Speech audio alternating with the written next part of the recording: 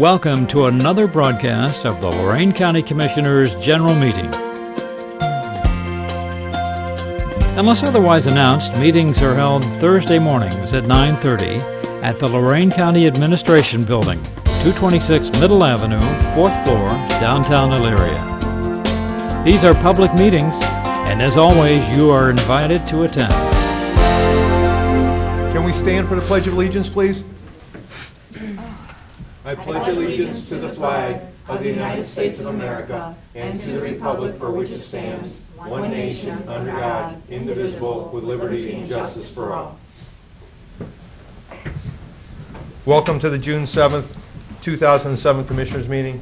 I'm not going to do a quote today, and before Commissioner Kukowski does the dog, I'd like to have a moment of silence for Sergeant Bruce Horner, another Lorain County and Lorain native, the fourth one to die in Iraq. So a moment of silence, please.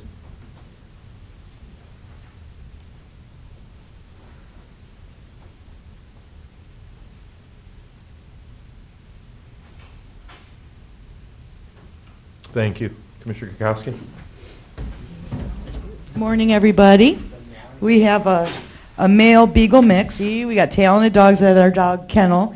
Come down to our dog kennel and pick out a pet for your family. We have plenty of great dogs to choose from, but seems like a really nice dog.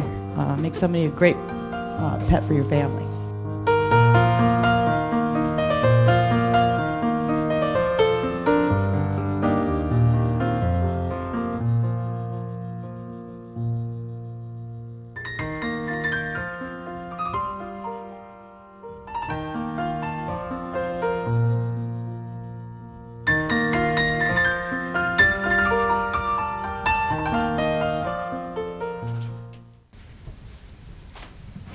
Job and family bills. So moved. Second. Any discussion? Mr. Kayla? Aye. Ms. Kukowski? Aye. Ms. Blair? Aye. Investments. So moved. Second. Discussion.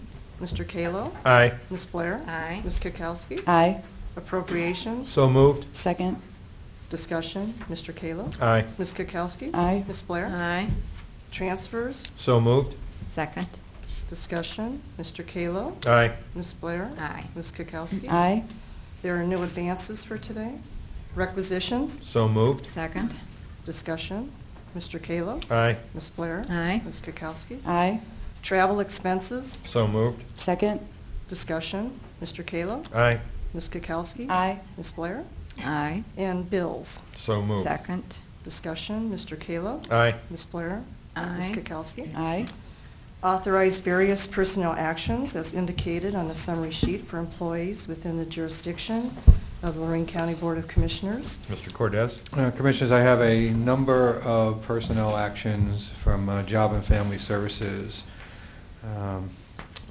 and Golden Acres that we need to discuss. So I would need an executive session at the conclusion of regular board business. We also may discuss our ongoing labor negotiations further. And I still need to talk about potential purchase of real estate. We never did get to that last week. Thank you.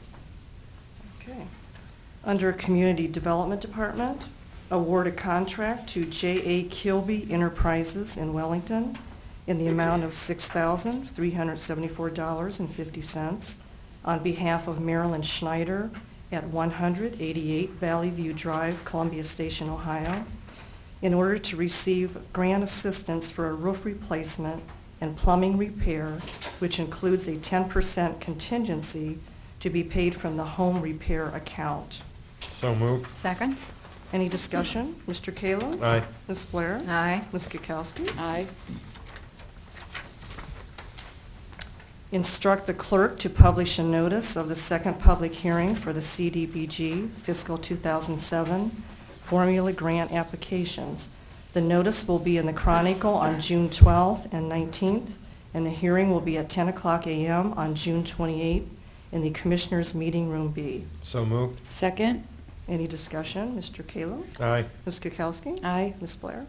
Aye. Under Job and Family Services, authorize the payment of the County General Fund mandated share as outlined payable to the Lorain County Department of Job and Family Services in compliance with ORC 5101.16 through 5101.161.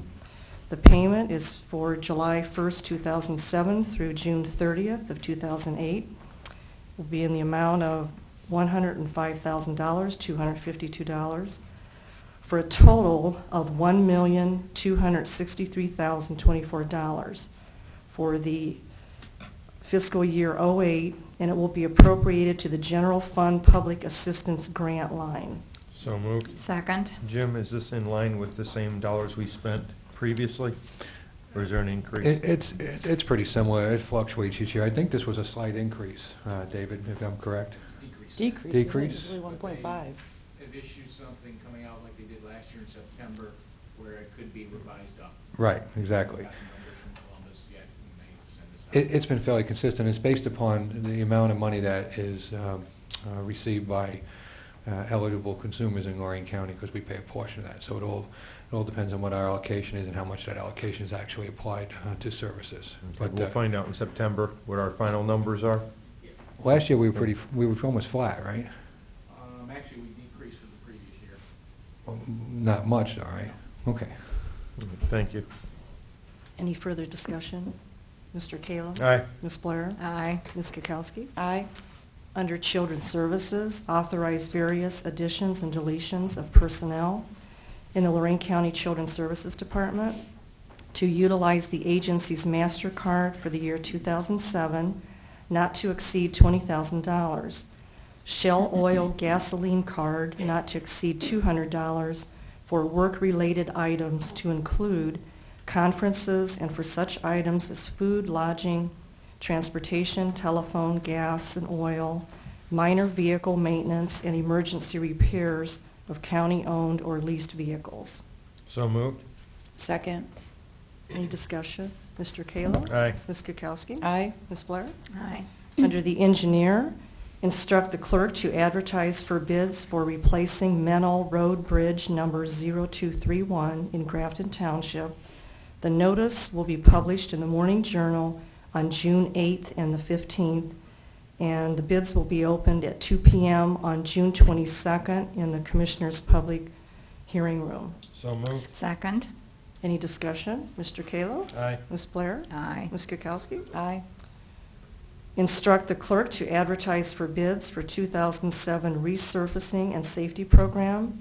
The notice will be published in the Chronicle Telegram on June 11th and 18th, and the bids will be opened at 2 p.m. on June 25th in the Commissioner's Public Hearing Room. The estimated construction cost is $595,130. OPWC grant is in the amount of $479,500, and the OPWC loan is $20,000, and the balance will be from the MVGT. So moved. Second. Any discussion? Mr. Kayla? Aye. Ms. Kukowski? Aye. Ms. Blair? Aye. Under MRDD, award a contract to the general contractor, Seats Builders in Broadview Heights, Ohio, in the amount of $1,434,000 to construct a new building to house the Service and Support Administration Department, new hire orientation and employee training. This amount includes $7,000 alternate number G2 metal roof panels. MRDD Board approved the resolution on June 1st of 2007. This will be paid from the capital improvements account. There were 5 general contractors, 7 electrical contractors, 3 plumbing and HVAC contractors, and 3 combo bids.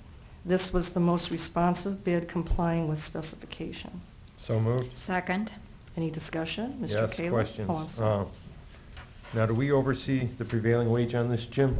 How does this work? Is this going to work out similar to the old Januzzi building? Right, we normally do prevailing wage. And this is also the issue Mr. Daniels brought up last week. This is the construction that Mr. Daniels was speaking to, that he was requesting to be a subcontractor of the primes. And as we learned last week, he did not put in a direct bid. He contacted the primes on the job to submit his quote to them to be accepted as one of their As a subs. subcontractor. Correct. Okay. We're all fine, though, on all this process? You know, No we- pending, no imminent litigation? Not that I'm aware of, and our purchasing director was here last week, and I don't think that she objected to anything we discussed with the gentleman. I know you had words with him before he came to the meeting, and I think he just really wasn't wanting to be agreeable to what you were telling him. Okay, just want to make sure it was addressed and we're covered on it. Okay, thank you. Any further discussion? Mr. Kayla? Aye. Ms. Blair? Aye. Ms. Kukowski? Aye. Mr. Cordez? I have no reports this morning, thank you. Mr. Ennis? I would request an executive session with the commissioners regarding a personnel matter and regarding imminent litigation. Commissioners report? I don't have a report today, but I just want to say go Cavs. Now, did you hear the LeBron song? New song No, out? what is Yeah, that? it's What's good. that? It's Do you want to sing it? no, for I us? no, you really don't want me to sing Go it. ahead, Lori, sing it. It's good though. Karaoke at the commissioners' meeting. Why not? I want to hear Lori sing it. Yeah, I know. too. Commissioner Blair? We didn't report it at our last board meeting, so I'd like to have this officially reported today that Senator Vornevich has obtained approximately $389,000 for our train station in downtown Elyria. Extend thanks to him. And Ted and I were on June 1st at Grafton Village for the dedication of their overpass at Elm Street. Mayor Shapansky said that it was 9 years in the making, so if you don't believe things take a while, sometimes they do. And that afternoon I attended the farewell reception for Bill Harper from our Lorain County Mental Health Department, who is going to be number 2 at the state Ohio Department of Mental Health. Our loss, their gain. But Bill and his wife are going to remain Lorain County residents. And we also had an opportunity Wednesday evening, I believe, one night this week, to attend the solid waste policy presentation at the college regarding new containers for your solid waste.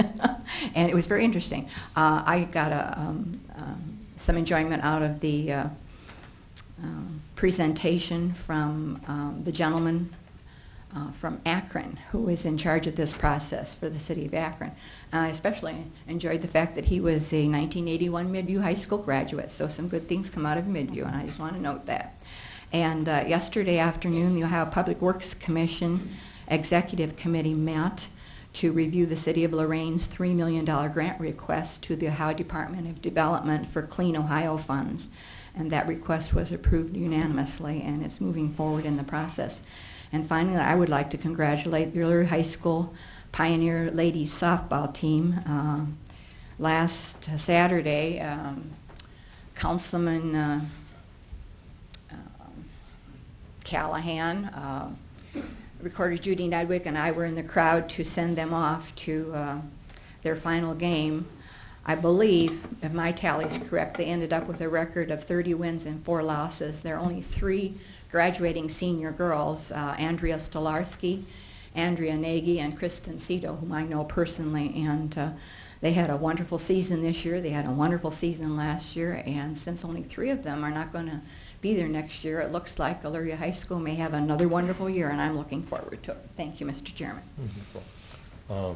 Last Thursday, had the opportunity to speak at the opening of the Entrepreneur Innovation Center at Lorain County Community College. What an event they put on. Over 500 people from the state of Ohio attended. They're just doing a great job out there. It's the first time I got to speak in front of 500 people. I was quite nervous, but I think it went okay. I got some compliments. Mr. Cordez made it through all right, too. Also, attended a solid waste meeting. I'd like to thank Dan Billman for doing a nice job putting together, and also his assistant, Brandy Mitchell, who was in charge of organizing it. They did a wonderful job. Great attendance, 74 or 75 elected officials from around the county to talk about the solid waste plan that will have to come up. And they also had the EPA there explaining to us that if we don't pass a plan countywide, they will institute one, and that's something we don't want because they just finished doing that in Stark and Tuscarawas County. Also, congratulations to all the seniors. Nice to have you part of our workforce now. We're going on to higher education. Also had a question on, if anybody knows, maybe Jerry, read in a paper about a possible $1 million additional expenditure for computers in the judges and clerk's office because of what they've been working on isn't coming up to snuff as of yet. And I'll let you answer that in a second while I finish. And then I've been in contact with Lieutenant Jack Hammond with the Sheriff's Department and the jail about the modular housing. They've now brought in another vendor to talk about that. Correct, Sheriff? Okay. Thanks, Draz. But if somebody could fill me in on what's going on over at the Justice Center. I have some information about it, Commissioner. I would be hesitant to kind of discuss it right now because I might give you misinformation, but I can try and... Can we get an update on that, please, Okay. versus what I read in the Journal and the Chronicle about the discussion about how the program's going? Okay. There's been, I've had some discussions with Mr. Luby. They've just been casual discussions, but I know that there's been some difficulty between the thinking on that new system between the clerk courts and the courts. We haven't been asked to intervene, but I did get a call yesterday indicating that some information came out of the courts that they were going to look at different systems than the one that was put into place by the clerk, which was interesting because the price tag on that was a pretty broad base, from $200,000 to $1 million, and they wanted to know if we had a line item for that we were budgeting for, and I did the same thing Commissioner Blair just did. Okay, all right. That was my concern looking at the paper, because I didn't see that anywhere in our budget. That's why I was asking. And I indicated, it was last night when they called me, I indicated them rather quickly that I didn't recall a line item for that, and I didn't think that the board would be too pleased that we had to rebuy equipment and software that was just bought to do that job, and I was hopeful that the parties would come together in some collaborative mutual agreement to Can someone make get it some more work. information on it, just know where we're going and what the progress is on that court system? Also, Lorain County Growth Partnership, along with the Team Lorain County, the Chamber will be attending, Inside Business Magazine is giving us an award for, give it to us, Jim. Innovative collaboration Thank you. for economic development within the Northeast Ohio region. A new way of doing business in Lorain County and for the region. Thank you, that ends my report. Okay. And I just wanted to mention that next Thursday's board meeting will start at 9 o'clock instead of 9:30. Okay. Board correspondence? I move the reading be waived. Second. Okay, any discussion? Mr. Kayla? Aye. Ms. Blair? Aye. Ms. Kukowski? Aye. Do we have any public comment for today? As I was asked last week, to invite up public comments for anyone who wants to speak about any issue going on in the county or concern to them. Correct? Thank you, Elizabeth. Do we want to begin the presentation for the wire? Can we Should start wait- the should we YMCA Yeah, wait it's till just, 10 it's o'clock? just a meeting, it's not anything official, so you can start anytime you want. I'd like to invite people from the Greater Cleveland YMCA Corporation to talk about their new venture into Lorain County. I was able to attend their announcement in Avon. It was quite exciting what they have planned and to sprout around the county providing services, so. go Well, ahead. good morning and thank you. My name is Glenn Haley. I'm the president and CEO of the YMCA of Greater Cleveland. I am honored to be here this morning and have the opportunity to speak before the county commissioners and certainly the county administrator. Thank you so much for your support, Tim. With me this morning are several of the community volunteers as well as staff, and I'll briefly introduce them. Scott Soder with Continental Management, who's a local volunteer. Peter Green, who's with TA Travel Centers of America, and who else? Chris Baling, who is the branch executive for Lorain County as we're establishing services here. Terry Mans, who's our major gift director, and then Rick Haas, who is our director of marketing communications with the YMCA of Greater Cleveland. I don't think there's any other parties that are here, but there's excuse me, certainly a lot of other folks who have been a part of this effort over the last 2 years as we've tried to reestablish YMCA services in the greater Lorain County community. The presentation this morning is to do a couple of things.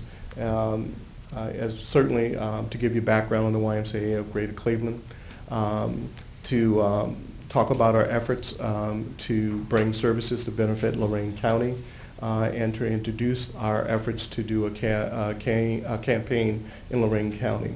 Part of this is also to educate and inform the general public about what we've been doing, because it's been kind of quiet. There's been little things in the paper, but not a lot. To talk about who we are and how we're going to go about doing our job, and talk about, to some degree, what we've already been doing.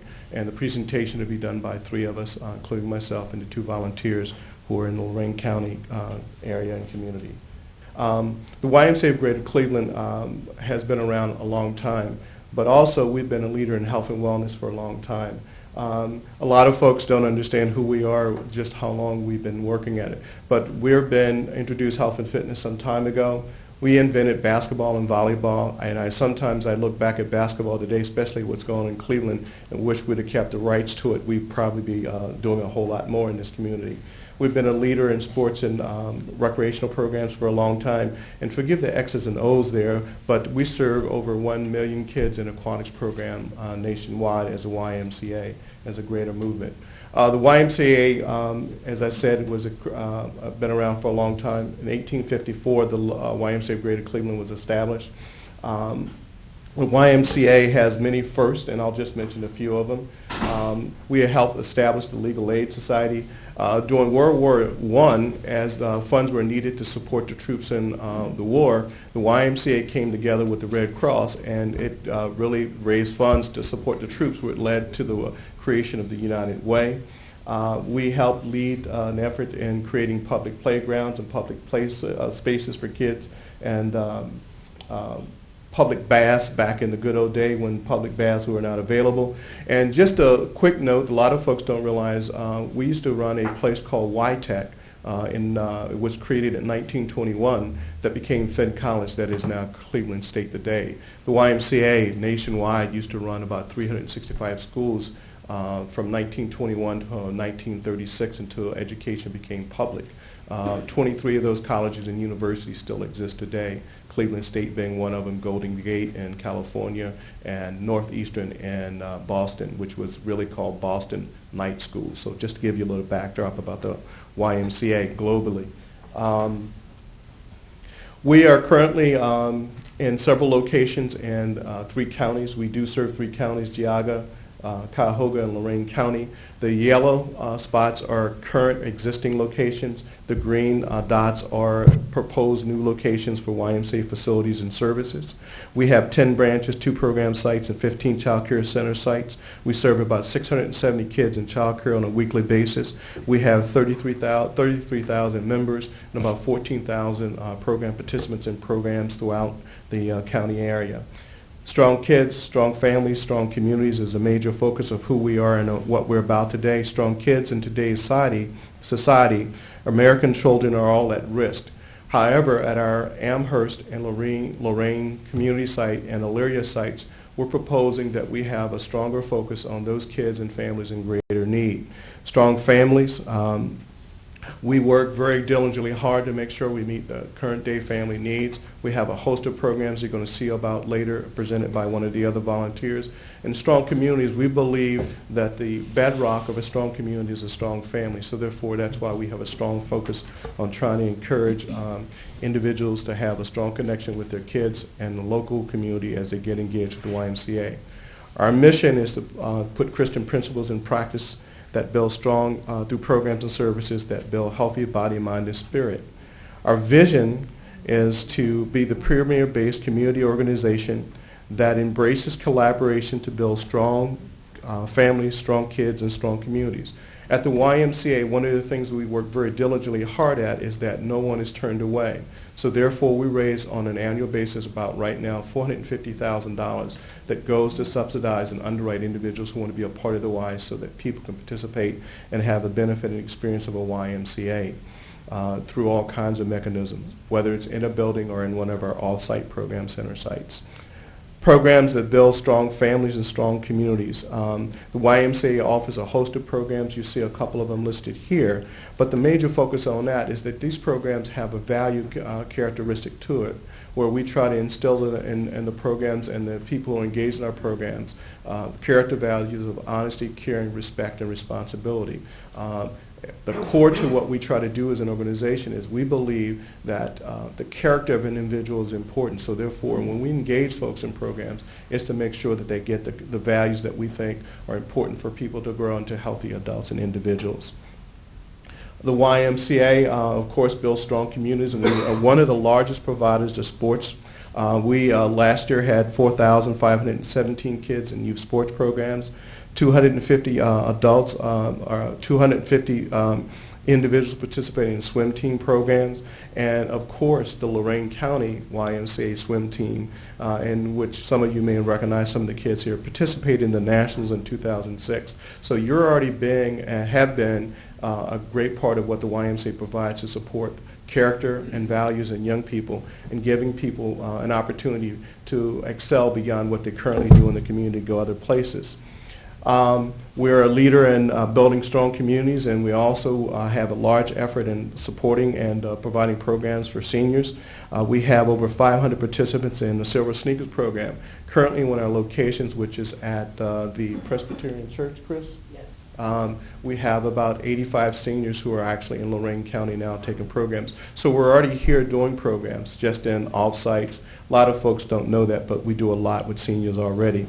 We have 29,000 individuals who are involved in health and wellness programs, who participate on a daily basis or annual basis.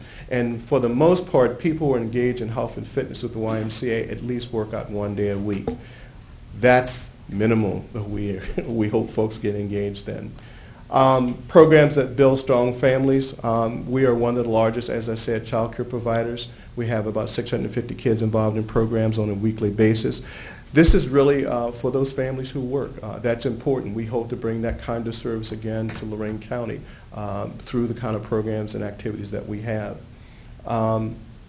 Values. I've talked about it's important for us to instill values with young people. Now, to the right of the slide, you'll see a lot of the programs we do that talks about values, whether it's Black and Hispanic Achievers, Model UN, Youth and Government, Teen Court, or Leaders Club. All those programs we run for young people. Now, here's where the most important part comes. The majority of kids who participate in these programs that we offer participate at little or no cost. This comes to the subsidy of what we do. Currently, we serve about 1,954 kids in our two-county area, which is Geauga and Cuyahoga County. We've just got into Lorain County last year, and we hope to bring the same kind of services and programs. Therein lies where we believe in two of the areas in Lorain County that has some issues with young people, in Lorain, the city of Lorain particularly, and in the city of Elyria, and working and partnering with the schools, we believe we can bring some significant programs that help address some of the critical issues confronted with young people today. Programs that build strong families and strong communities.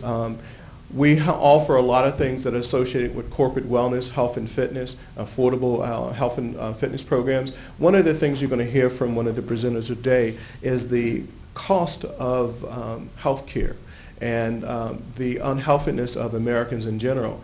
Through the YMCA, we offer and we have an opportunity to partner with corporations to address some of those health and wellness needs. We are, as I said, we've been a provider of health and wellness for a long time, and certainly believe we can help individuals become healthier and live longer. Community leader. One of the things that we really focus on is engaging, as you'll see some of the volunteers here with us today who are involved with us to help us be the best organization we can be. We are only as good as the volunteer base that we have and the commitment and engagement we have with the community. So volunteers connect us to make sure that we are always relevant and vital to what communities need and have a focus on. How can the YMCA benefit Lorain County? And my next partner is Peter Green, who will present that. Thank you.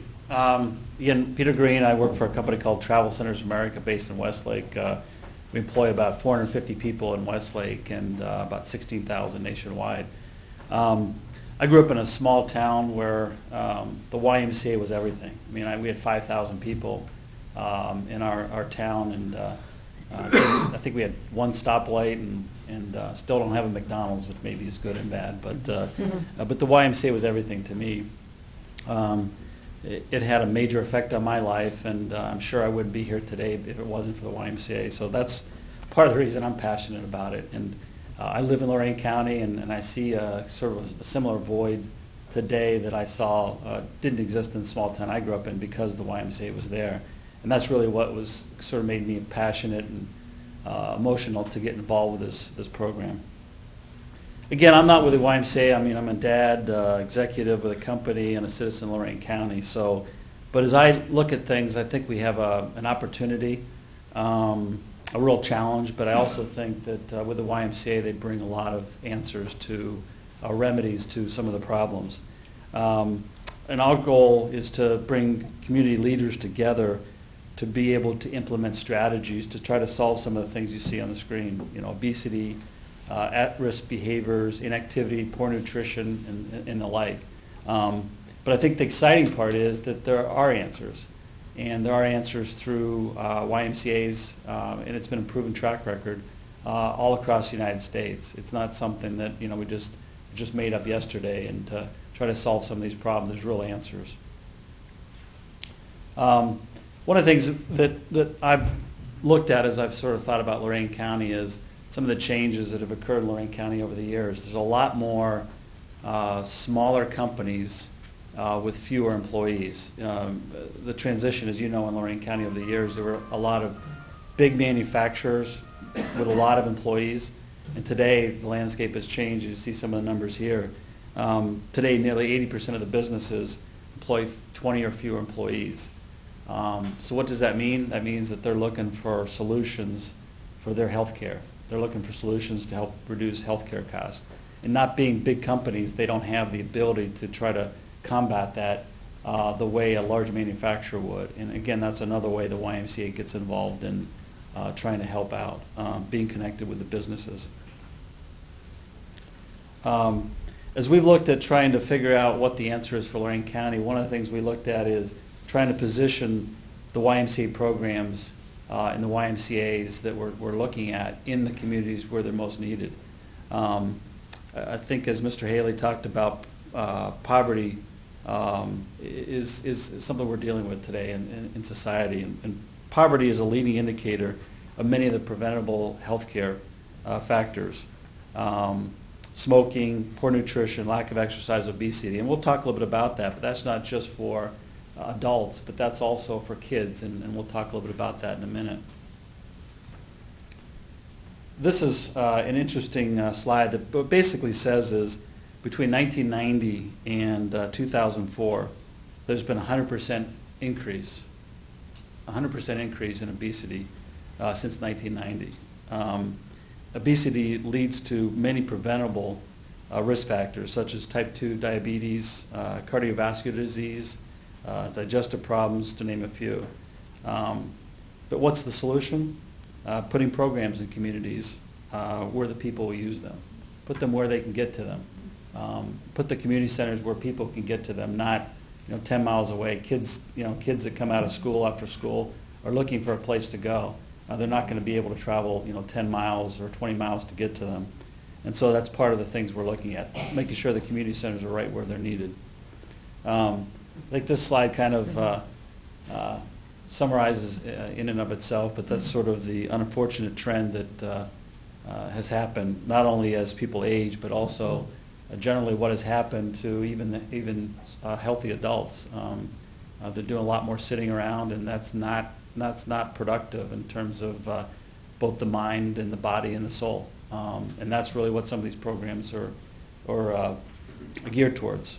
And when we look at national statistics, we say, okay, that's South Dakota, that's California, that's Texas. That's not really me. But as you look at Lorain County, you see some of the numbers there. 23% of Lorain County residents are obese. 41% are overweight. In Ohio, 4th highest percent of adult smokers. 9th highest percent of adults reporting no physical activity. And 28% of the folks in Lorain County smoke. And again, there's a direct tie between unhealthy lifestyles and health issues. But what does that mean for kids? I mean, what are we teaching the kids? If this is the trend that's going on, the kids we're raising today and we're rearing today in our community, what does that mean for them? Well, let's talk about that. In the 60s, which is pretty close to where I grew up, there were 4% of the population was obese. That's pretty much, that's a pretty small number. In 2000, 16% of the kids were obese. And if I did my numbers right, that's about a 300% increase. That's an alarming trend, which really calls for, again, what can we do to try to change some of those trends in the community? Because again, that's what concerns me, not just the adults we have today, but again, what are we teaching our kids? This is a, whoops, you got this. Yeah, I thought I did. There we go. Yeah, I got it, thanks. This is sort of a statistic that shocked me. That as you heard over years, since since the Revolutionary War to the Civil War to World War I, World War II, generations before, subsequent generations always outlived previous generations. And this may be the first time in modern society where that may not be true. And again, that's related directly to the unhealthy lifestyles and the lack of programs and solutions that are provided within our communities. But that's pretty shocking to me that it may be that my kids don't live as long as I do, which I think kind of hits home to me. Probably hits home to anybody that has kids or has grandchildren. The other thing that and this is probably what was one of the more things that galvanized me to be involved, but when you look back over the last 10 years, and really maybe more like over the last couple years, the number of what I'll call solutions, what I'll call community centers, what I'll call pools, whatever you want to call them, that have closed over the last 10 years. Lorain Catholic, Lorain YMCA, Elyria Y, one fateful Sunday, just closed and never opened again. Aquamarine, unfortunately, I understand was a thriving place for folks to go many, many years ago, and now is a golf course. Instead of being a community center, instead of being a pool, it's now a golf course. That's not a trend that I know I'm not real happy with. And the pools that were remaining, whereas these are nice places, one is a college, and one is fairly far away from the what I'll call the population center of Lorain County. It's out pretty far. I go out there, I take my kids out there, but it's pretty far from where really all the needs are within Lorain, Elyria, Avon Lake, those types of communities. And of course, even though it probably is a little more emotional to talk about the kids and the adults and their effect on healthcare, this is also something that many businesses are looking at today as well. I know we are. See here, I guess this picture would be the Jared of the Lakewood YMCA. But this is a gentleman that recognized that he needed to make a change, and as you see here, made the change and is now actually an instructor at the Lakewood YMCA. But the point here is that the costs of medical care are rising at 7 times the rate of inflation. So a lot of businesses that would be in Lorain County, want to come to Lorain County, are recognizing that that's a very tough part of running a business. And again, many of the things that the YMCA looks at also helps address some of those needs. But the key is looking at prevention. You've got to start today.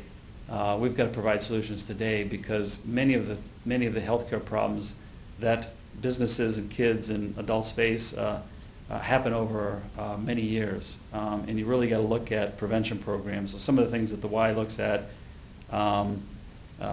would help save money. As you see, one of the statistics there, that 70% of the healthcare costs are preventable. And research shows that 340-cent return for every dollar investment in healthcare programs. So pretty staggering numbers. The good thing is that this is, again, not something that is pie in the sky. Many of these programs that the YMCA is working with which they're working, are already partnered with many of the big companies in the greater Cleveland area. So it's already something that's going today, and certainly something we'd like to bring to Lorain County. But to be able to do this, obviously, we've got to be able to run the funds, raise the funds that we need to be able to start these programs, and that's one of the things Mr. Sauter will address now. Thank you. Thank you, Peter. Good morning, everyone. Morning. Thank you for the opportunity. It is time to talk about what our goals are and what the mission is and what we're really looking for. I, as Peter, am a parent. We have 2 children that swim on the Vermilion Torpedoes, which once were the Lorain Torpedoes prior to the closing of the YMCA. This opportunity that we have now in front of us for Lorain County so well fits, we feel, in how we can grow Lorain County. We're talking about the Innovation Center, the Collaboration Center, bringing jobs to Lorain County. One of the single greatest issues, as Peter covered, was this healthcare issue and businesses leaving. And if we can create an environment where we can augment the healthcare and decrease some of these costs for some of these companies, we really have a true opportunity to continue to grow this county. Where do we stand? You've heard it. The YMCA is steadfastly committed to healthy spirit, mind, and body for all. It goes without saying. You've seen the pictures. You've seen all the different programs that are out there. And the purpose of the YMCA campaign for Lorain County is to raise these needed funds that we will need to generate and produce these facilities that we're going to talk to you about in a few minutes. It's a 3-year countywide campaign. Our overall goal, $14.2 million. Currently, we have $8 million pledged to us by the city of Avon, and that's pending an election in November. But it's a 3-pronged approach to the county that will service the county, where we've already started some of these with the loss of the 2 YMCAs in Elyria and Lorain. The first is a non-facility branch offering programs and services in collaboration with the YWCA. We estimate this is going to run about $150,000. And when the Lorain County Family YMCA discontinued operations and surrendered the YMCA charter in February of 2006, the Vermilion YMCA and the Greater Cleveland YMCA were asked to step in and see what they could do in continuing operations in a different area because of these buildings and these closings. How can we continue the programs and the services that were offered out there? One good example of this is the Lorain Torpedoes moved and is now being supported by the Vermilion YMCA. So 120 kids moved en masse from a pool that closed to Splash Zone, and we were sponsored by the Vermilion YMCA to keep our chartership and keep moving. That's how we got 6 kids to nationals this past year. That's how we placed higher than ever in our statewide regional competition. We finished 4th in joining with a team out of the Cleveland YMCA and the Ridgewood group. So these things have been happening behind the scenes, and now it's time to bring them to full fruition. We're currently running a group exercise program, the Silver Sneakers. There was a contract just recently signed with the Arthritis Foundation and the Anthem Insurance Group to continue to move this along, which will allow people that are members in this to visit these facilities at no cost. The cost will be handled by the insurance group. The second area is the Amherst Lorain City YMCA Express. These are conceptual drawings, but we are envisioning a 13,000 square foot Y Express program center that would be located in the western Lorain County area. Cost estimate on this one is about $450,000. The goal is for some construction to begin this fall. We currently have a building in mind. It needs to be modified. But the site's going to focus on the outreach to the residents of the city of Lorain. Together in collaboration with the Elyria YWCA, these 2 sites are going to be running the community programming, much of which was lost with the closing of the 2 YMCAs. Again, these are the community programming that will reach out, such as Black Hispanic Achievers, Youth in Government, and other teen leadership programs that take place, plus the other ones that you saw in the prior slide. The swim teams in Lorain County. Peter showed you a slide where we've gone through a dearth of pools. We have many, many kids that would love to swim in this county, but unfortunately, our pool time is now being squashed into 2 pools and the travel times for these. We can get more children involved by adding pools because many of our people are now fleeing Lorain County and heading to Cuyahoga to join swim teams there. Up to on the slide is Coach Dave Richards of the Vermilion Torpedoes team. In 2006, as I mentioned, we participated and finished the highest ever in the zone championship at Bowling Green State University. And in 2007, we were the undefeated champions of the divisional meet.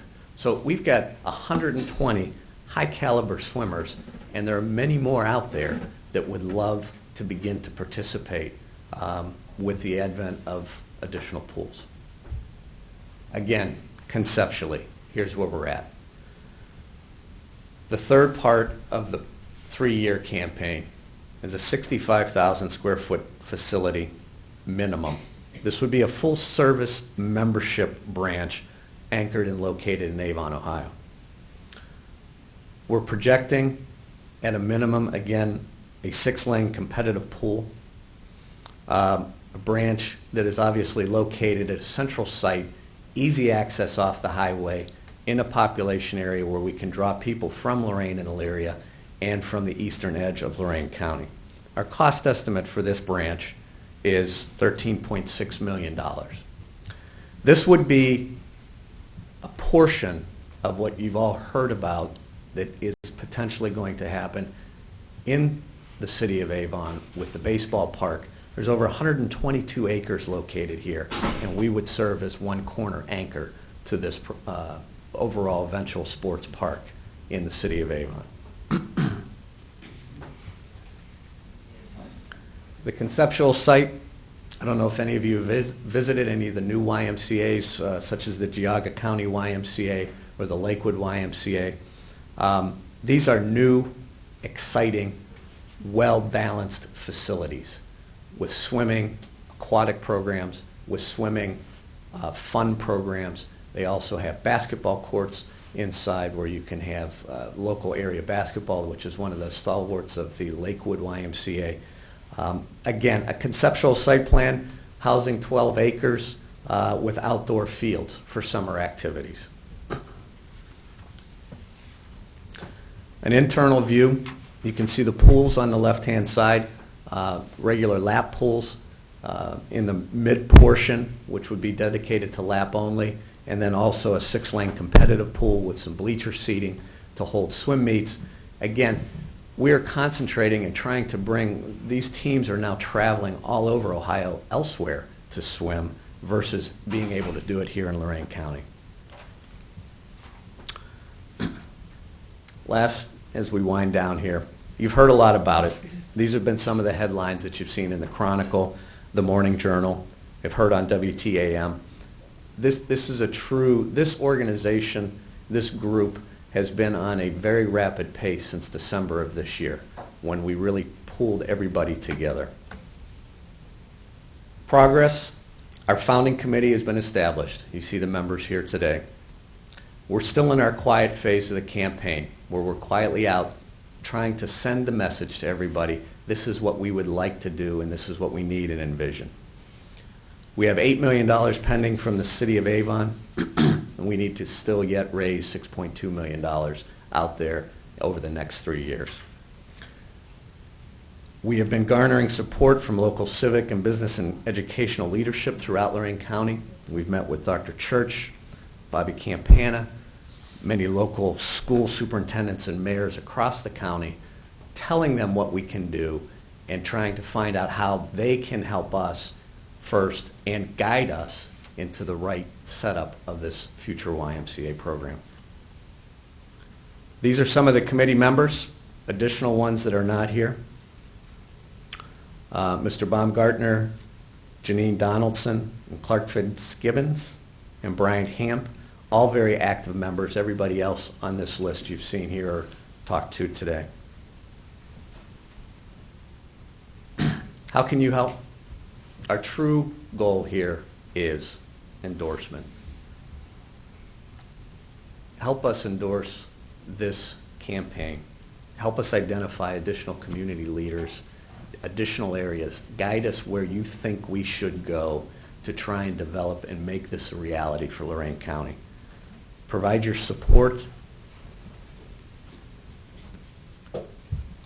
and this guidance so that we can make this a successful YMCA program for all of Lorain County. Finally,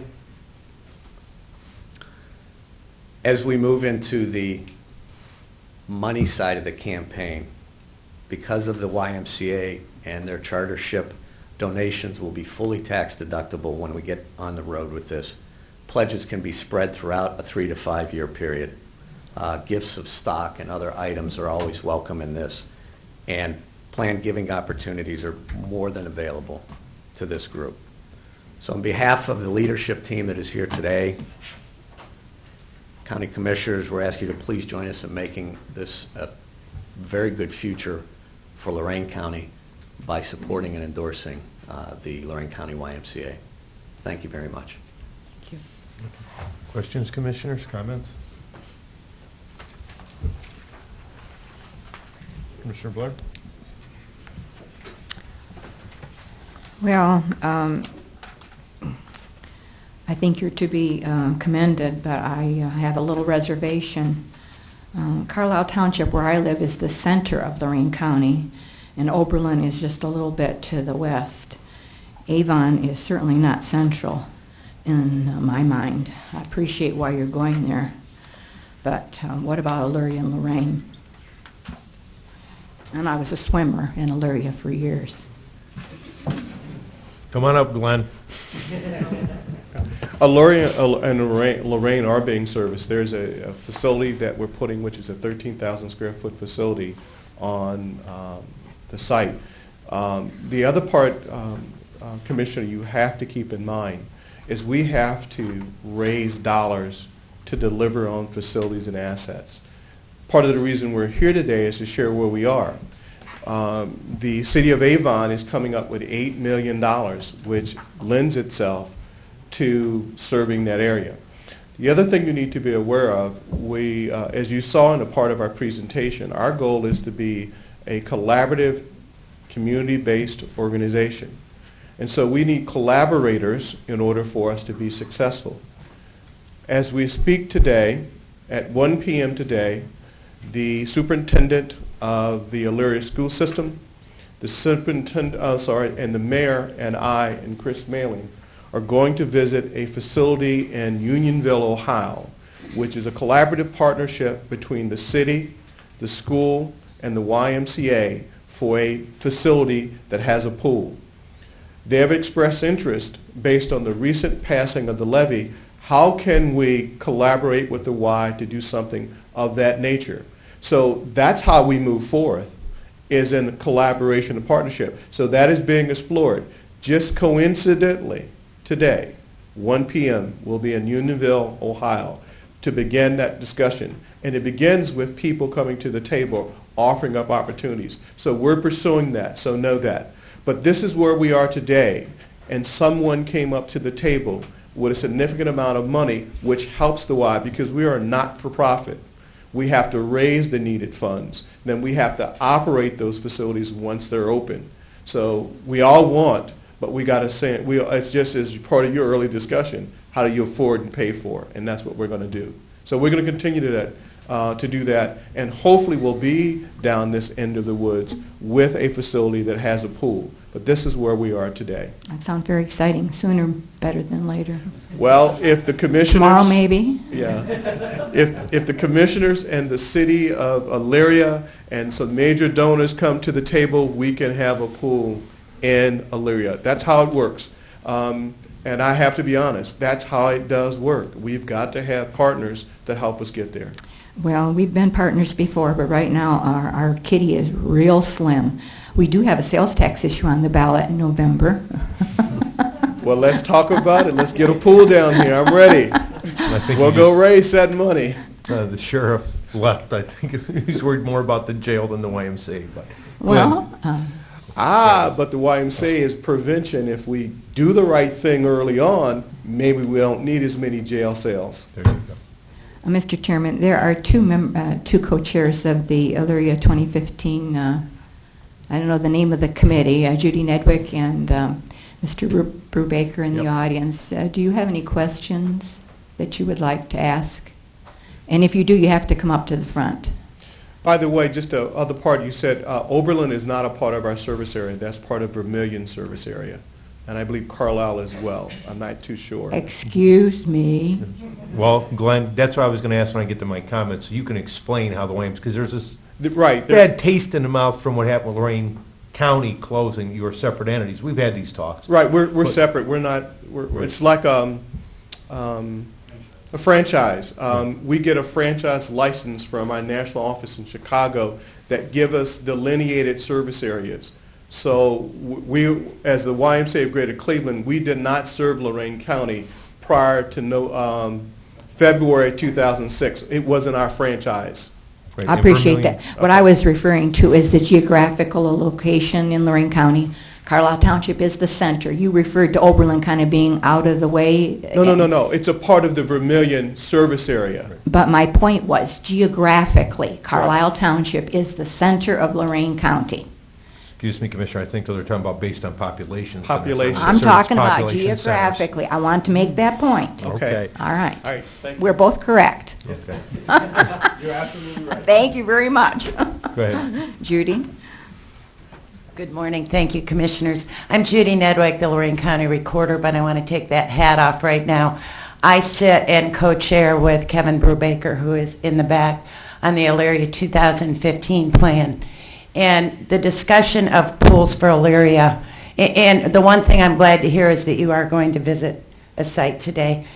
There is such hunger for the swim team here in Elyria. My daughter was on swim team.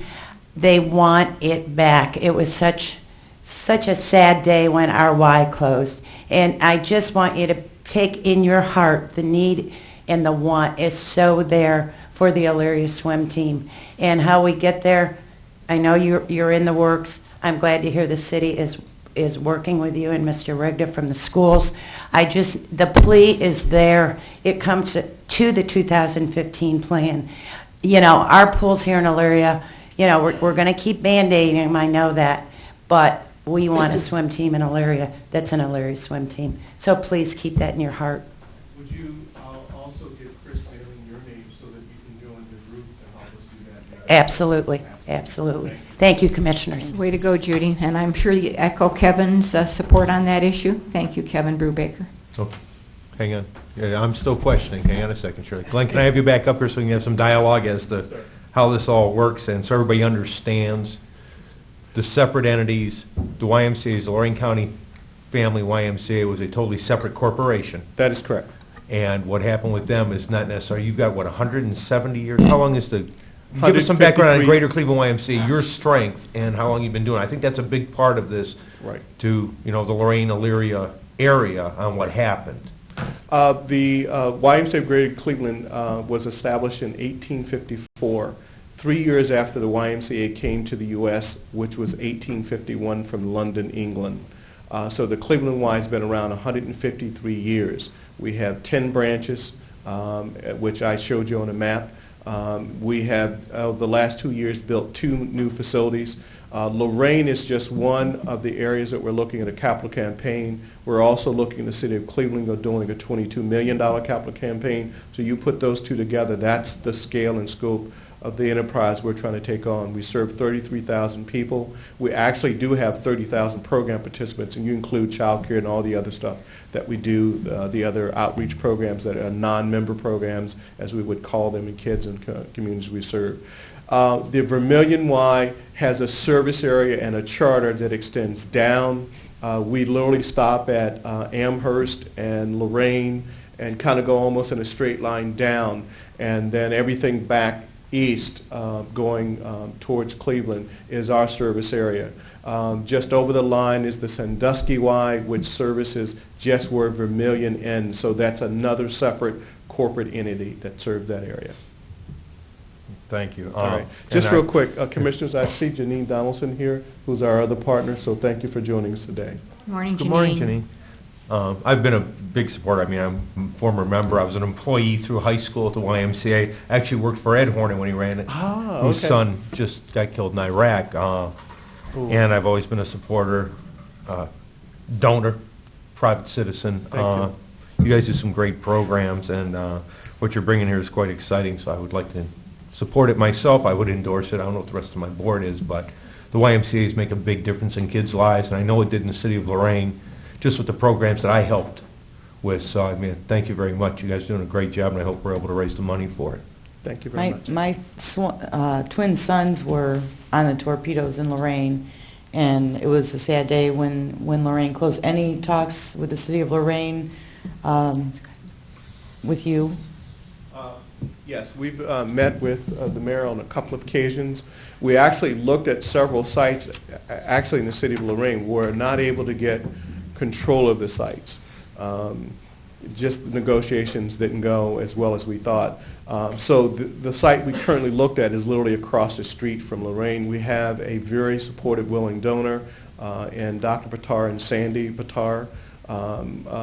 So it's ideal. We're looking to partner with Victor Nardini at the elementary school site there once we get our site established, to do outreach at that program site, do some youth sports, some outreach programs to teens and families. So yes, there's been conversations, and the mayor is very supportive of us trying to get in the area. We actually looked at the closed high school. There was a group that bought it, and we tried to negotiate with them on space, literally, which is right up the street from the Lorain YMCA, and that didn't go anywhere. So we've been talking to a lot of people in the city of Lorain, but we want to do a lot more there, as plus in the city of Elyria. And of course, we have a very strong partner in Janine Donaldson with the YWCA, and so that we hope to get that started this year as well. So, Would the mayor have to have money on the table in order for it to go forward? It always helps. I mean, how much? I mean, yeah, thank you for answering that. It always helps. It's not like we're setting, like we're looking at the site in Amherst. We have to raise the $450 to renovate it. The good news is that we have a very, very reasonable lease rate on the site for the next 5-10 years. So that's very good, and we have a willing person who wants a Y in the community who does that. If people are looking for commercial rent, we can't do it, and that's the downside in the sites where we're looking at. Mm-hmm. But the mayor's very supportive, but they're no different than Elyria right now. They're very lean with a lot of issues. Thank you. Kevin? My name is Kevin Brubaker, and I co-chair that committee with Mrs. Nedwick. A couple questions I have. Have you guys looked into the Elyria facility, the old Elyria Y, and is there anything that we can do to open that back up as far as getting a pool back into Elyria? My son participated in a swim program there and showed up and the doors were locked, and I'm sure there are seniors in our community as well as the kids that would love to have that open again. That is a legal issue. We cannot enter it. The board has to dissolve the resolution of the facilities. We cannot acquire them.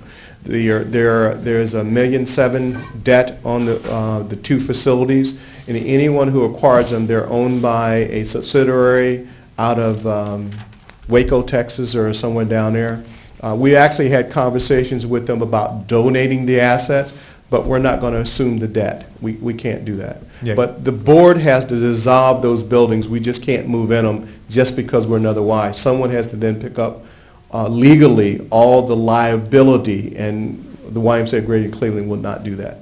The second question I have is, as a citizen of Elyria, I'm not real comfortable with us getting a $150,000 off-branch or non-facility branch in Elyria with our economics and the young people that are in our city. I'm not quite sure what a $150,000 non-branch facility is really going to do for us. Is there any way that can be bumped up. I mean, we're looking at 14 million going to Avon facility, 450,000 to Amherst, and Elyria / Lorain may get $150,000. We're in partnership with YW, who already owns a building that we'll be doing a lot of programs out of. That is just the space we're talking about that we need to renovate to add some fitness that helps us offset the services we're going to do out of outreach. How large is the building, Janine? I think about 12,000 square feet. Okay. So we're in partnership, as I said, and we're going to be in schools and other places, but we need a base of operation within a community to kind of get started. The other thing that happens, as I said earlier, we need strong partners, which we have in the YWCA. But if we're going to have larger facilities or other kinds of things, we need strong community partners, and we need others to come to the table with significant dollars to do that. And unfortunately, or fortunately, to be honest, it's a fortunate situation that Mayor Smith, Jim Smith, has stepped up and is willing to help contribute $8 million to get a facility in his community that allows us to do these other things in other communities. You need a base of operation in order to support the work that you do that is not necessarily revenue generating as a not-for-profit business. The reason Lorain and Elyria, to be honest, were not successful is because they didn't have a success model that allowed them to continue to do their works in the communities of greater need. We believe we have a strategy that allows us to come and be in this community and survive in the community. That's the difference here. So you have to let us begin and then let us grow. We have to get here first, then we have to grow. I'm not convinced that Larry Lorain was not successful, but that's neither here nor there. Last question, is there a contingency plan for the $8 million if that levy does not pass? Yes, and now we're working on what those would look like as in terms of kinds of facilities that we will have. Mayor Smith and I, along with others, are working through the details. They're not all worked out yet. Okay. Thank you. Hey, Kevin, well, I've Yes, got sir. you up there. Just not to have a negative connotation on this at all. Lorain and Elyria was not that they weren't successful in the programs they delivered, they weren't successful in their capital drives to keep the facilities open. I was a part of that. Sure. Right. Mr. Gordez can tell you the paperwork they sent me prior to their closing. I worked very closely with Henry Patterson as the board chairman at that, trying to find a way to save those YMCA's. And with the facility problems they had with the flooding and the outdated facilities to keep them up, it was just a capital problem. It wasn't whether it was successful in providing programs and providing the service, but they still have to live on dollars and cents. So that's where they're talking about partnering with maybe the schools in the city of Elyria to bring back those programs. You know, I would love to have one in the city of Lorain. Don't get me wrong. I love the YMCA's. I learned how to swim at 28th Street and Pearl Avenue in Lorain 40 years ago. So, I mean, I that's appreciate that not a comment negative because connotation. It's Right, not it's that not. it wasn't successful. It wasn't the capital thought process dollars. that the residents of Lorain County are going to see is not successful, and I appreciate Well, that's why I was that. asking him to explain the difference between the Greater Cleveland YMCA and the Lorain. They're different corporations, no different than a corporation that goes bankrupt and a Chrysler going bankrupt and Ford or GM being healthy. They both make cars, and these guys do the same type of job. That's why I didn't want to get. That's why I wanted to stop you there, Kevin. I understand not to that. I interrupt. appreciate that. It was very successful. The programs were successful. The capital dollars weren't there to support it, and Right, that the was the buildings. problem. So now that it's gone, maybe the community will come together and work on a harder capital campaign. And I think what happened with the Family YMCA, you had a lot of people who were in the social end of it, wanted to provide services, but they had lost the background of the capital campaigners, the Bobby Campanas, the Jack Gaudrys, the guys who had kept those things, who had gone on. They didn't have those people there to raise capital, and that's how these programs end up at our doorstep at such a cost-efficient method. So Commissioner Blair can go swimming, Commissioner Kukowski's kids can be on the swim team. So I can go soak my head.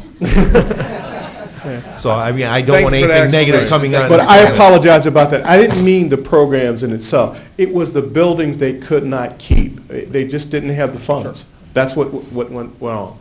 And FH Bank has not been very cooperative because, as you remember, when they first closed the counties, we went into aggressive negotiations to take those buildings, to continue those services, and they wouldn't work with us whatsoever, would they, Mr. Cortez? And we had quite a heated discussions with those people more than a couple of times. We worked on it. They were not very cooperative. Correct. They were looking at full dollar Value. absorption.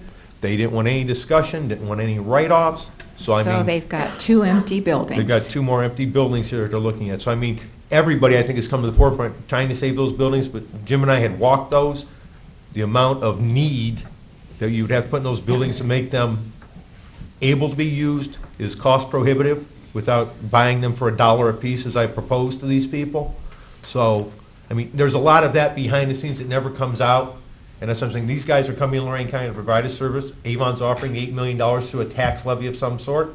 However, they're working out, they've got available property, and that's where they're starting at. I'm sure they would love to be in Lorain and City of Elyria with the large population centers providing those services Correct. and bringing in dollars to operate those. But I think that's where the 2015 campaign, after meeting with Superintendent Rigda, and you've got Recorder Nedwick and yourself on this committee, if you can push that to find capital dollars for that program, I think they'd be more than happy to open up a pool here. But the Y's not all about swimming. I mean, that's the biggest thing, but that's not what it's all about. Sure. Provides a lot more services to the citizens of this county than just swimming. A fair Thank you. statement? Thank you. Oh, Sarah, thank you know the why well. Hello, Commissioners. Janine Donaldson, Elyria YWCA. You know, it's a new day for how community recreation gets funded. There was a time in Elyria and Lorain when you could have a fully staffed and functional recreation department and a fully staffed and functional YMCA, fully staffed and functional YWCA. And I know that I'm preaching to the choir when I tell you that the economy is such that those kinds of things just aren't possible. And so when you talk about regionalism and you talk about collaborations, we should be applauding this project actually, because I think it is just so far-sighted on the parts of the folks involved. We've been involved with the Cleveland YMCA since December of '06, talking about this project. I don't think Avon was even in the mix when we were starting to talk about the collaboration between Cleveland and the YWCA. And you're right, Ted, the YMCAs are much more than just swim and gym, as we call it at the YWCA.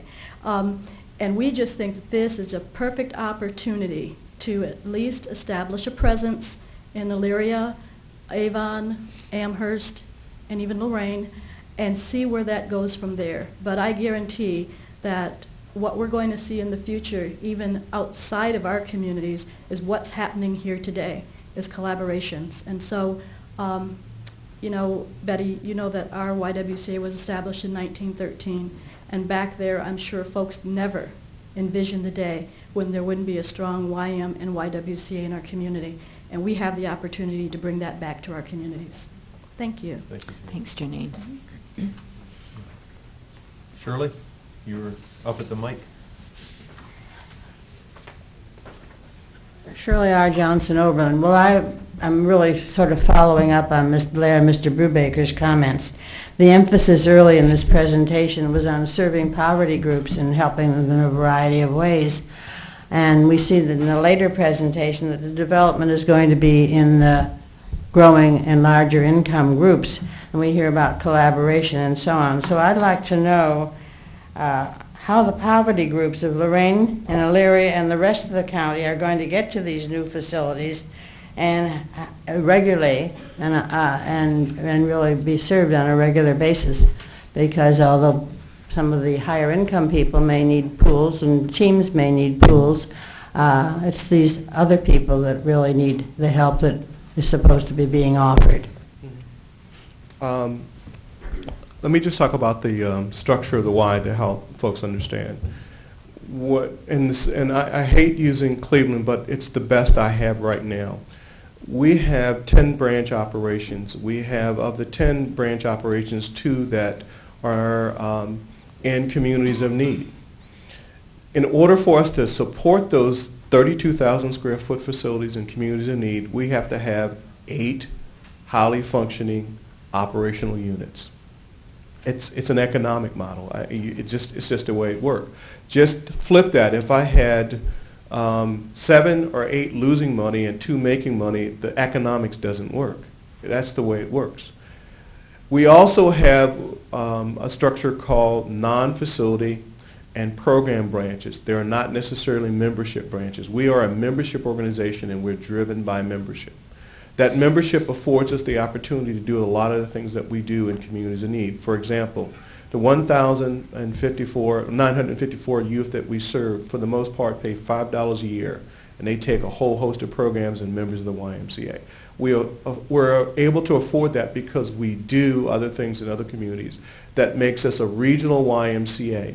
We also do a Y without walls. We're in the Presbyterian Church. We're in schools in Lorain already. So we're in places in non-traditional ways that allows us to serve a community and a population who otherwise can't get to a YMCA facility.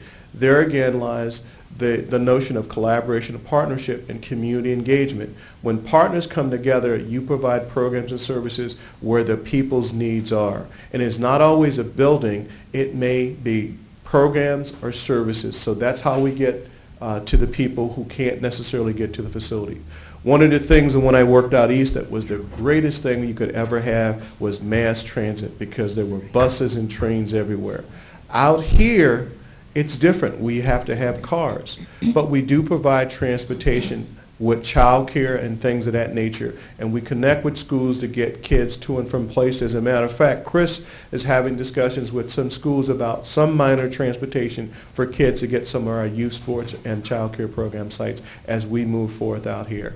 So that is the economics of how we deliver on programs and services, by having strong membership branches that allows us to do other things. We also then have what we call program center sites, like we're going to have the Amherst Lorain site that allows us to do outreach from that particular site. And then we have strong collaborative partners in a city with a community in need to partner with the YWCA and Janine Donaldson to do programs out of that site. So that's how we plan to address that and hopefully continue to expand that. Again, this is only the start, not the end. Thank you. Any more comment? Thank you very much. Nice presentation, guys. At this point, I'd like to make a motion to move into executive session as outlined by the administrator and the prosecutor. Second. Oh, do you want to go for a motion to endorse? Well, I was hoping, I said my piece, nobody came up with it. Well, you didn't make Okay, the a motion to endorse the YMCA proposal? I'll second. Any discussion?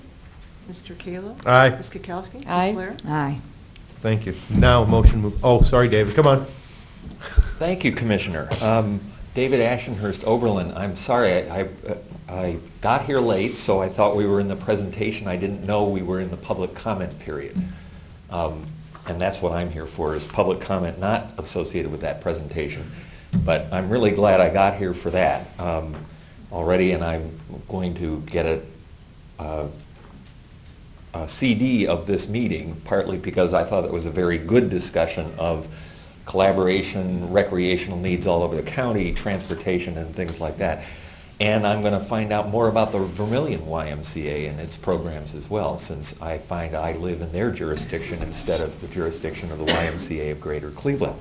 I am here for two reasons. One, because I'm not going to be here next week, and that is the meeting where you'll hear more about Juneteenth in Oberlin, which will follow that next meeting. This is the last televised meeting before that Juneteenth, but also we now are getting toward a Juneteenth week.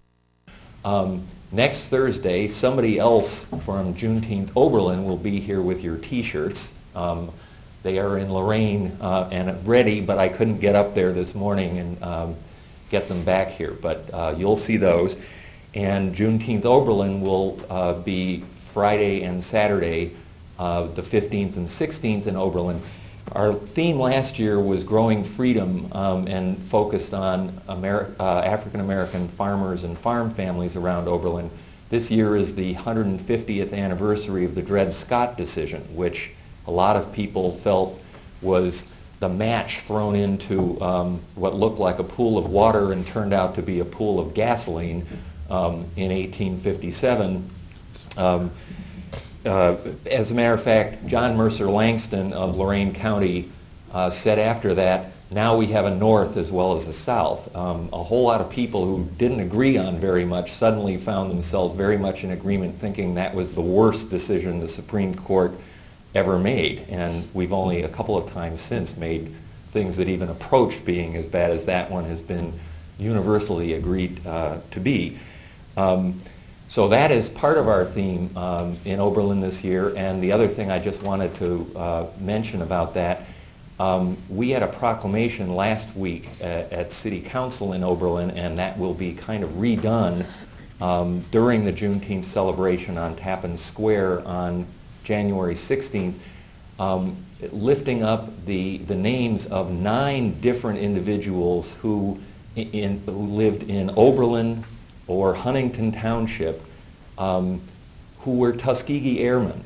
And the Tuskegee Airmen, the surviving Tuskegee Airmen, 300 of them were given the Congressional Gold Medal earlier this year. And there are 9 of those individuals, including Trustee Richard Williams' brother in the Oberlin area, who were, some of their family are still around, and we had a very nice presentation in Oberlin, and that will be redone in connection with this year's Juneteenth celebration. So somebody next week will be wearing a different T-shirt, but hope to see you down there, and I will hear all about it when I get back from being out of town. First Juneteenth I've missed since I've been here. Thank you. Thank you, David. Any more public comment before we move into executive session? Go for the vote then. We already had a second. Motion, okay. Commissioner Lorain. Mr. Kallo? Aye. Ms. Kukowski? Aye. Ms. Blair? Aye. Okay, meeting adjourned.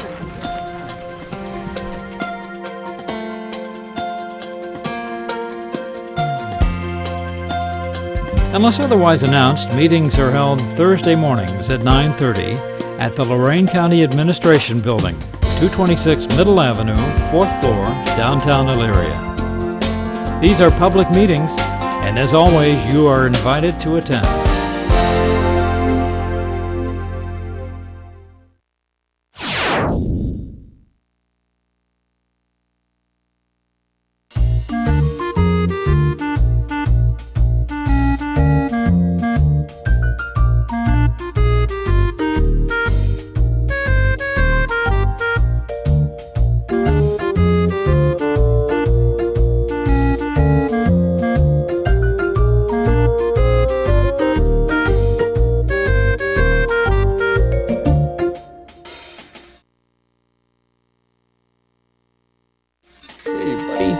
There, here, have a treat, okay? No one can deny the loving devotion we get from our dogs, and I think we all agree we get back more love than we give them. I'm Dick Goddard. I'm reminding you, if you share your love with a dog, you'll never regret it. There's really nothing like a dog to spark up your life, whether you're a youngster, a senior citizen, or somewhere in between. And dogs have a whole lot of affection to share. Okay, is that good? You don't have to go far to hear heartwarming adoption stories. With my husband is like saying man's best friend. He truly loves that dog. He feels it's part human. It's his second daughter, as Erica said. It's definitely a prize. She's queen of the house, basically. She's a good lover. She gives us a lot of attention. She's a good girl. We had a cat before we had Abby, and Abby adapted very well. She is best friends with that cat. She will not harm that cat in any way. She's amazing. I love her. When I'm in bed at night, Abby will jump up with me and she will pull the covers back and she will lay under the covers and lay her head on the pillow just like a human. I encourage anyone to go to the Lorain County Kennel to adopt a dog. It's given our family great satisfaction and a great reward. After, a bad day at work or anytime you come home, it's just always nice. They kind of turn your mood around when you come in the door and they wagging their tails and jumping on you, and it's a great feeling to know that they're happy to see you and that they love you just as much as you love them. She is good with our other dog. She's good with people. She likes attention, and she likes to cuddle up with you. It's funny when Lily, when you kind of discipline her sometimes when she does something bad, or she always seems to roll on her back and put her paws in the air and just look up at you with a sad look. So it's kind of hard to even get mad at her when she does something like that. So we kind of laugh at that. And it's always amusing when she does get a spurt of energy and want to run around, and we're always like, oh my gosh, Lily's going to play now. Yeah, 'cause, So like sometimes, like when I'm on the couch or whatever, and she'll hop down, and she always like tries to bite her own tail, and then that kind of like keys on our other dog, Rocky, to chime in and try to, bite at her tail a little bit, and then they start playing around a little bit. one day we came home with some food from, I just really wanted a burger. So we had a burger, and I had it sitting on the tray table by the couch, and I got up for a minute and got a drink, came back, and Lily was licking her lips. She had eaten the whole thing, and I was not very happy with her. So I screamed and told Kurt to come down and get her away from me because I was just so upset. But we both lived, and I was fine afterwards. One of the best things about adopting a dog from the kennel, at least for us, was, again, just giving this dog, who knows what would have happened to her, a new life, and also giving our other dog a companion during the day. It's just fun to have the two dogs and take them for walks and watch them play, and it brought us closer as well. It just makes you feel better as a person that, you're giving a dog a better chance to live a life. Actually, I enjoy the exercise because I need to, trying to lose weight. Salem makes me get out of the house every day. And so I have to take him for a walk, even if I don't want to. And he's not that much trouble because he was pretty much housebroken when I got him from the pound. I really like the older pet because Salem was kind of, whoever had him before, they really kind of housebroken. So I didn't really have to go through the potty training deal. I just had to let him out and find a place for him to go. And I think older pets, especially for people who don't have children, are kind of good because Salem, he's real playful, but he's not. He gets tired and he lays down and he doesn't want to be bothered, and that's fine with me. So he's not always wanting to play, because puppies have a lot of energy. And Salem has quite a bit of energy, but sometimes he just lays on his pillow and he's like, don't bother me, I won't bother you. And sometimes when he wants to play, and that's okay. I got Salem at the Lorain County Dog Pound.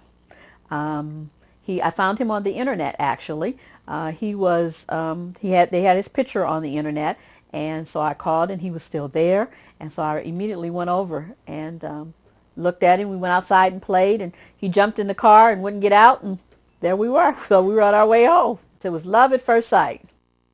He's a very good companion. I can always depend on him to be here and greet me with, open arms when I come in the door. He's very protective of me, and he lets me know when anyone is outside or in the driveway. So I feel safe with Salem. Even though he's a small dog, he gives me a safe feeling just in my own home. If I'm having a bad day sometimes and I'm just not in a real good mood, he'll come up and snuggle up to me like, hey Mom, it's okay. I think other people should adopt a pet, and even an older dog. The Lorain County Pound has so many wonderful dogs. All you have to do is go over there and look. I mean, even now, I still go on the website and I tell Salem, don't you want a little brother or sister? Because they have all these little cute dogs over there, and they all need good homes. And if you're looking to adopt a pet, I suggest you try the Lorain County Dog Pound first. I mean, you pay for the license and just a nominal fee, and you got a great dog and a great companion and somebody that's going to be in your life for the rest of your life, and they'll love you no matter what. Hello, my fellow commissioners and I are here at the Lorain County Dog Kennel on Hathaway Street, just south of Elyria City Discount, Value City. We invite you to stop out and see the facility here. We have lots of dogs available for adoption. We also encourage all dog owners to register your dog each year and get a dog license. That's your dog's ticket home in case it gets lost. It has a number and can easily be identified so that your dog can be returned to you in case he or she might take a little walk and you are unaware of it.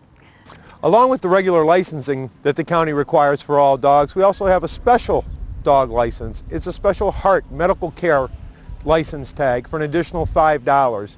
And the proceeds from that go to help us when we pick up a stray that's injured, hurt, or needs extreme medical care. It helps defer the cost for us. So next time you get your dog license, please pick up the special heart tag. The Lorain County Commissioners would like to welcome you to come down to the Lorain County Dog Kennel. We also have a website that you can check out. Just click on Dogs to Adopt. There's plenty of dogs to choose from. It's like this little girl right here. This is Sadie. You can come down, make sure it's a good match for you, take the dog out, take it for a walk. But please, if you're thinking about adopting a dog, come out to the Lorain County Dog Kennel and see if there's a match for you. Give the Lorain County Dog Kennel a call or check their website for photos of currently available dogs. Remember, your best friend is just waiting for you.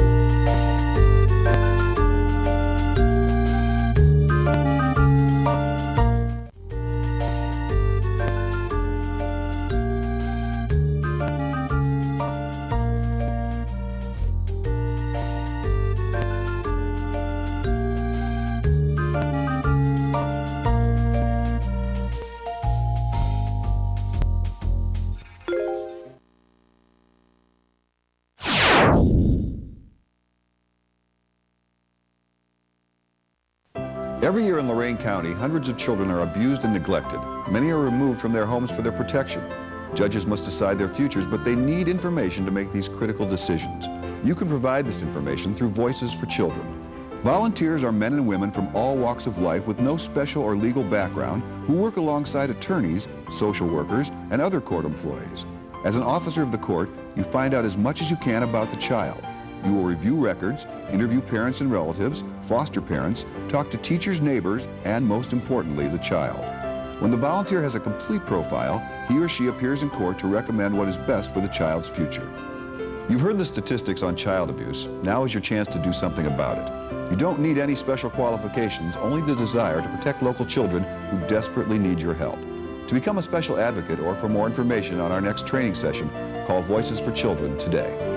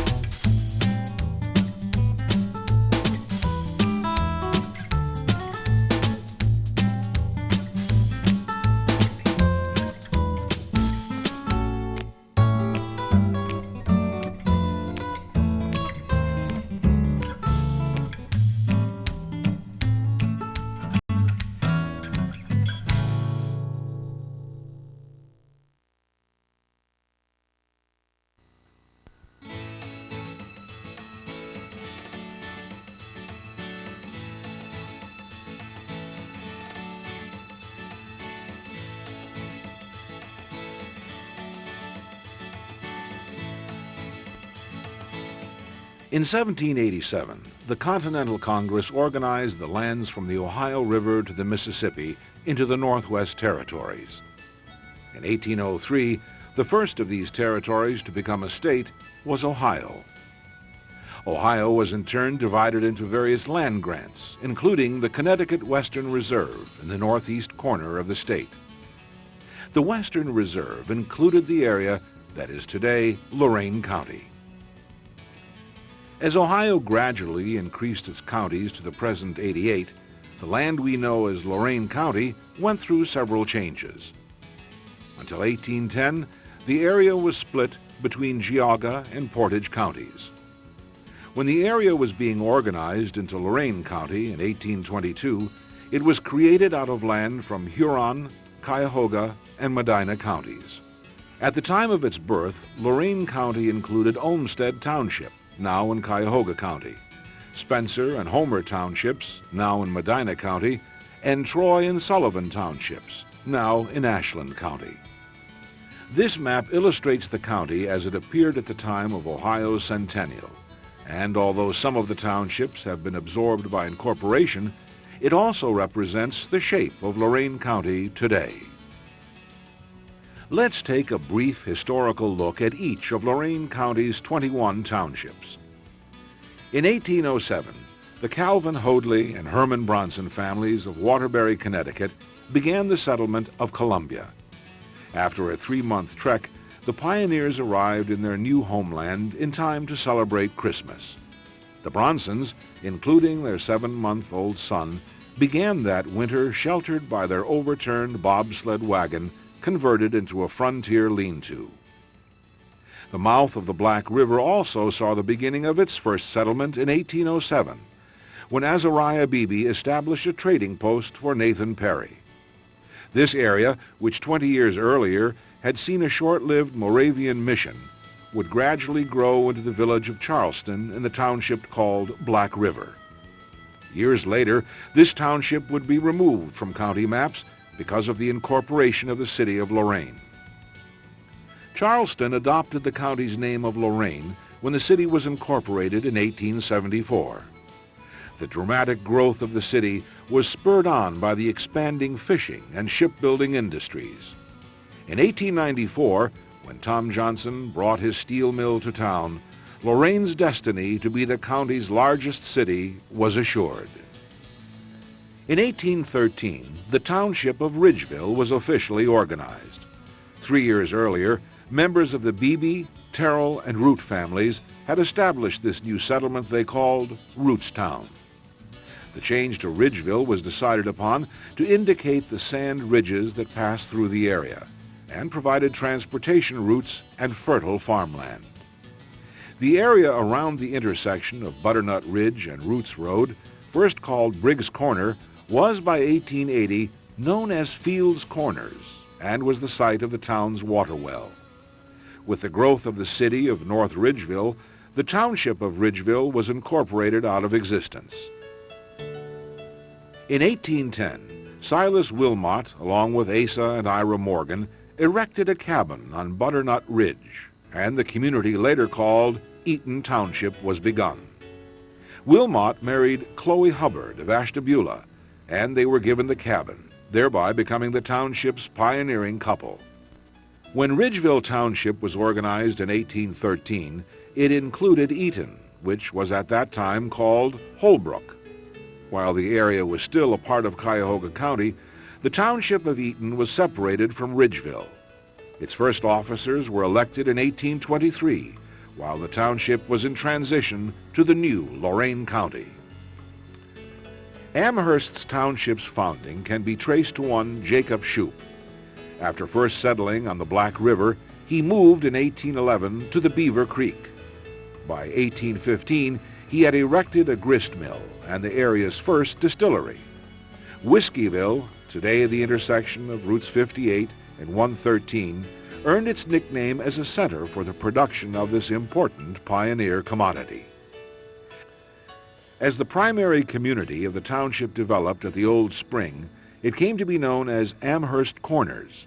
By 1836, the name Amherstville was recorded in the county offices, and in 1873, the town was incorporated as North Amherst.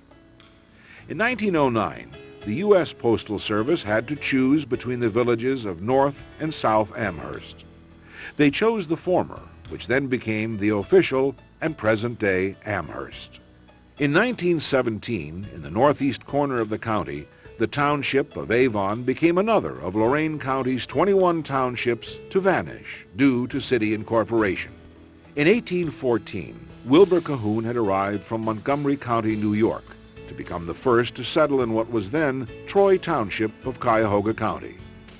The farming community grew around its power source, the French Creek.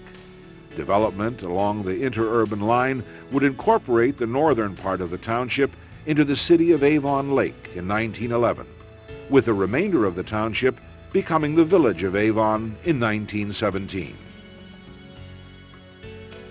It was families such as the Burrell, Day, and Roots who established themselves in the Sheffield area in 1815 and 16.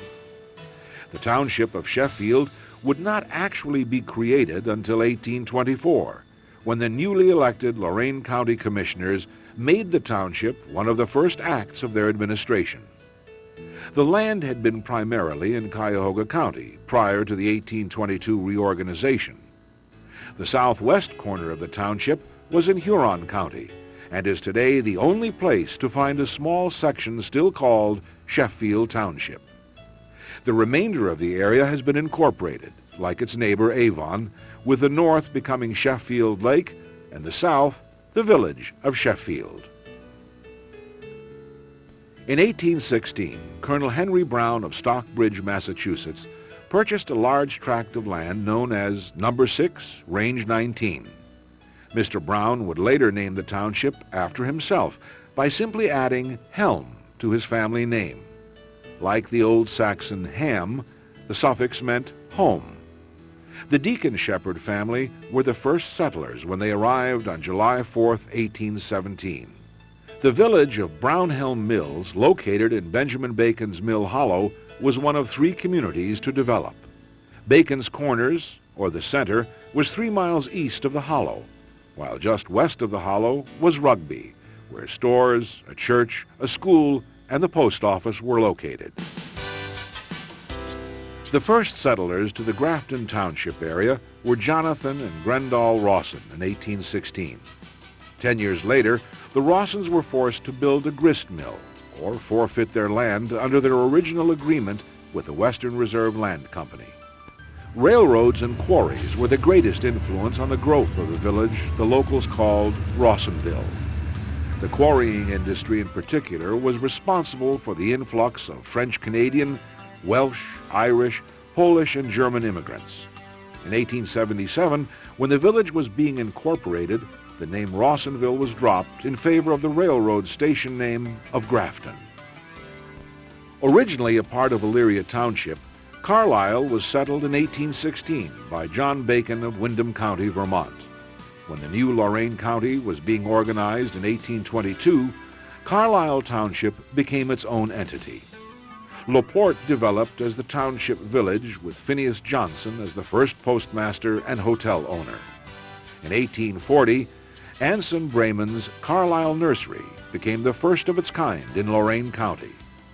Quarrying was another important industry of the township, as the sandstone blocks were used for city buildings as far away as Toronto. Founding father Heman Ely owned over 10,000 acres of the land that would be developed into the township of Elyria, and the city which also bears his family name. In 1817, Artemus Beebe headed a work crew that came to establish a new village at the Y of the Black River branches. Mills were constructed and the main street cleared. Beebe's crew also erected a home for Mr. Ely at Broad and East Bridge Streets, and a home for himself across the street, which became the Beebe Tavern. Both structures avoided demolition until well into the 20th century. In 1822, Mr. Ely spearheaded the movement to create Lorain County. He donated the land for the county courthouse, thus influencing the choice of Elyria as the county seat. Mr. Ely's little village would develop into a city with a varied industrial base as well as the center of government for Lorain County. Simon Durand came to America as an interpreter for Revolutionary War hero French General Lafayette. Durand remained in the new nation and in the winter of 1817 moved from New York State to the 160 acres he had purchased south of Brownhelm. 10 years later, the population of the area was enough to support the formation of a new township. With the southern portion ceded to Brighton and the northern portion annexed from Brownhelm, the township of Henrietta was created in 1827. Although New England families represented the majority of settlers to the area in 1818, one of the pioneers was William Welling of Montgomery County, New York. History is not clear if the community was named in honor of Welling or for the famous English Duke of Wellington, hero of Europe's recent Napoleonic Wars. With the coming of the railroad, Wellington grew into an agricultural marketplace, and in fact was the nation's leader in cheese production from 1870 to 1900. The county fair, now located in Wellington, helps to continue the depiction of small-town America shown in native son Archibald Willard's famous painting, The Spirit of '76. In 1818, Joseph Sage and the family of his son-in-law, John Laborie, journeyed through a severe winter from Connecticut to their new homestead in Huntington Township. More pioneering families came to the area, and by 1822, the population was such that the Medina County Commissioners incorporated the township using the Huntington, Connecticut hometown of many of the settlers as its new name. Lumber, grain, and cheese dominated the local economy. In 1824, when Lorain County came into full operation, Huntington was transferred from Medina County.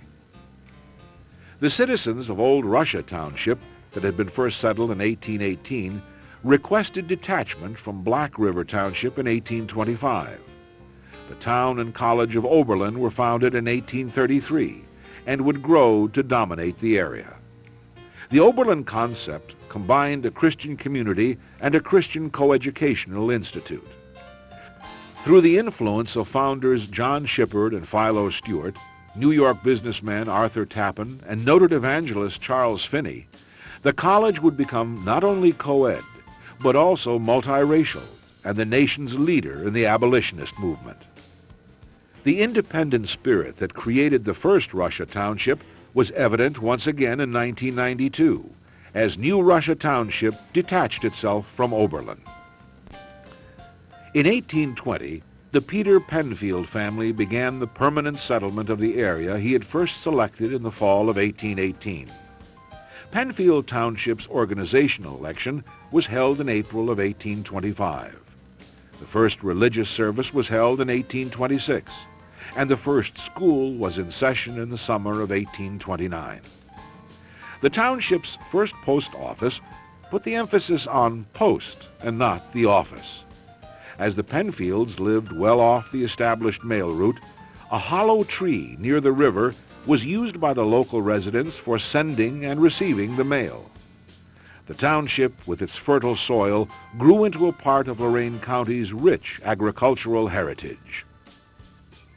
In the fall of 1820, Abner Loveland, Jr. became the first permanent settler of Brighton. Within a year, the families of Joseph Kingsbury and Abner Loveland, Sr. had arrived and the new community began to grow. With elections held in the spring of 1823, Brighton Township was being organized at the same time the area was being transferred from Medina to Lorain County. Like much of the new county, Brighton was essentially agricultural. Although Pittsfield's first settlers arrived in 1813, the area was considered too dangerous because of the British and Indian activity connected to the War of 1812. By 1820, the land was surveyed and Milton Whitney became the owner of a large parcel. Whitney arranged for the Waite brothers of Russia Township to become the first permanent settlers in the spring of 1821. By 1831, there were enough residents to request that the county incorporate a township independent of Wellington. Pittsfield was chosen as the township's name to honor the Massachusetts hometown of many of the area's pioneers. LaGrange Township's first settler was Nathan Clark, who in the fall of 1825 established his new homestead on the east branch of the Black River.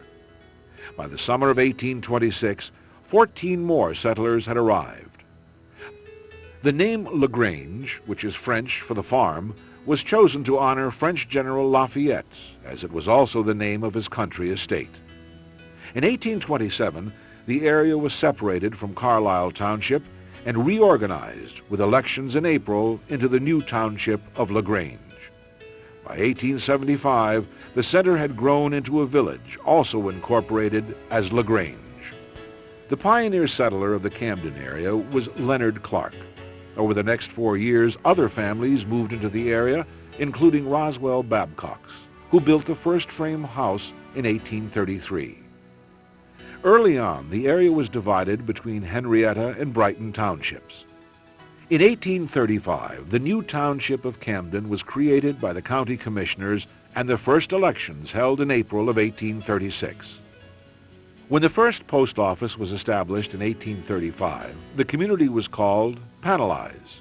The name was changed to Camden, then later to North Camden.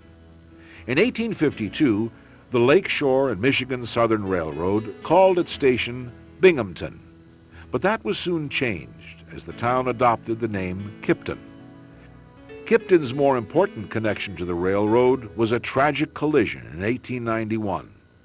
The wreck was instrumental in the creation of standardized or railroad time. Rochester was the last township within the present-day boundaries of Lorain County to be settled. Stephen Babcock brought his family from Massachusetts in the spring of 1832 to settle on land he had prepared the previous year. The area grew quickly, and by 1835, the commissioners formed a new township with the first elections held in April of 1836. The township's farming and related businesses grew with the population. By 1880, close to 700 citizens lived in the area. The population shifted from Rochester Center to Rochester Station when the Big Four Railroad came through the township. The small-town boom would turn to bust when the railroad eliminated Rochester as a scheduled stop. The depot would be used as a schoolhouse, as the home of the Rochester Rod and Gun Club, and today as the home of the Rochester Historical Society.